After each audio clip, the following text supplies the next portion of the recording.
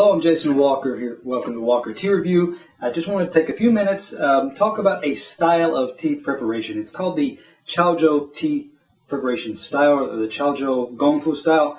And there's variations as to what that actually means. There's no formalized official method, but what I've used I've adapted the philosophy, the techniques behind, and I find that a Chao Zhou style with certain kinds of tea can really unlock layers of flavor and character in a tea.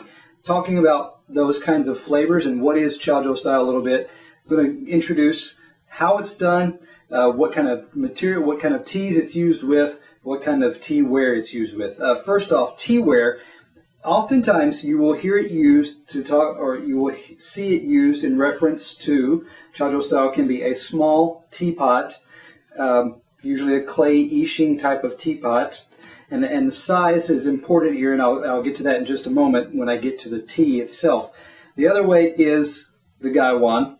Now, as far as which teas you want to use, you have a couple of options, but generally the style lends itself more to teas that are more highly oxidized and or more highly roasted. And what happens is that the concept is you can use teas like, here I've got a shui xian, which is a longer, wiry Chinese oolong tea. Or over here I have a Taiwanese oolong that's been roasted fairly deeply, but is rolled into the kind of traditional tieguanyin balled type of shape. Although there are some tieguanyins that from mainland China that are heavily roasted or more fully oxidized, that can also lend themselves well to a Chao Zhou style. Chao Zhou, of course, coming from the Guangdong province area of China, with that particular city of Chao Zhou in reference there. Now, when you use either of these kinds of teas, the fundamental similarity of the concepts of Chao Zhou is the different sizes of the tea leaf or portion that you're using. Now, what that can mean in some cases, like if you have a shui xian or some kind of wiry tea, there will be pieces of that tea that are smaller portions, smaller pieces. And so you would want to start with, the idea being, you start with the very smallest pieces that you have, and you put those in your teapot first, making a layer so that each layer becomes larger in size.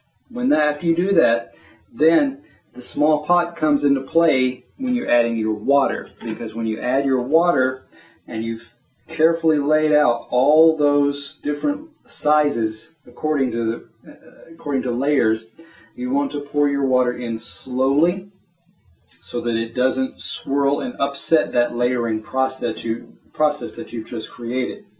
Now, the other way, of course, you could create those same kinds of layers in a gaiwan, pouring slowly as well.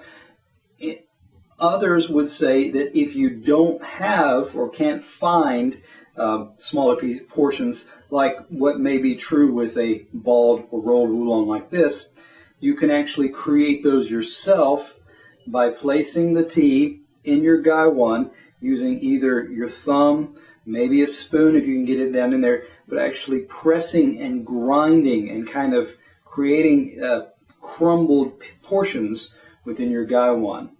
And that, again, after you do that, you want to add your water ever so slowly in so that it does not agitate and swirl those layers in there.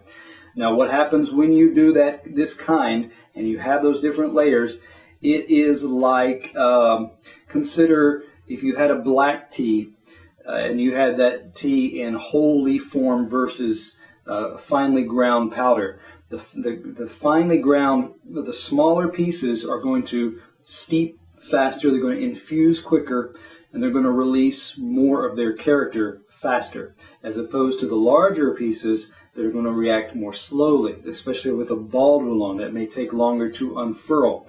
So by using a Chao Zhou style, you can get layers of different character, you can get different intensities coming from all those different layers and sizes of leaf in there. And so what you get in the result of your cup is a nice rich and potentially complex cup there.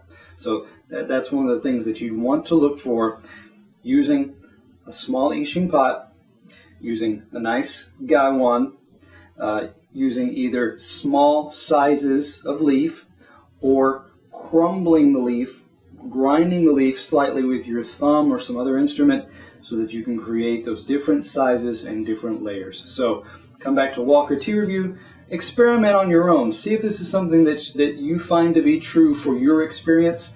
If you have suggestions about your experience with using the Chao Zhou style, go ahead and share those here as well.